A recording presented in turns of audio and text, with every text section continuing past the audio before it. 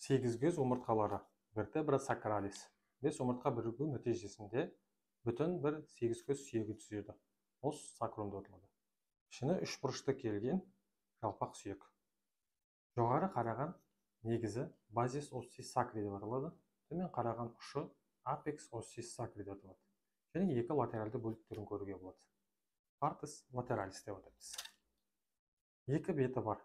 Жамбастық беті ойыстау келеді және ішке қарап тұрады. Фацес пельвина деп аталады. Дөңестеу сыртқа қарап тұрған беті, дарсалдық беті, фацес дарсалис деп аталады. Жамбастық бетінде көлденең орналасқан сызықтарды ажыратамыз. Линия трансверсалия деп атаймыз.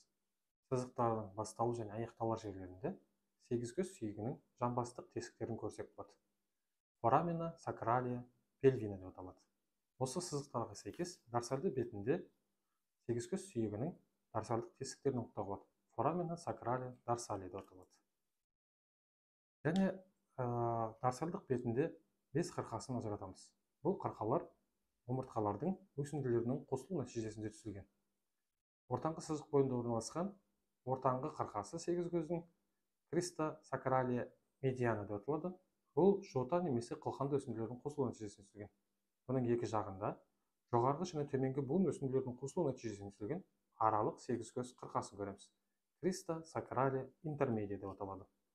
Ал шеткі жақтарында жұп келетін бүйір қырқаларын көреміз. Сегіз көздің криста сакралия латералис деп атаймыз. Және сегіз көзде біз негізгі жағында, ішкі жағында 5-ші бел омыртқасымен қосылатын жерінде мүйісті көреміз. Латынша атауы промонториум деп аталады. Бұны білудің клиникалық маңызы зор. Себебі акушерияда жамбас астауының өлшемін анықтауда қолданылады. Және де артқы жағынан жоғарғы буын өсінділерін көрсек болады. Процессус артикулярис superior.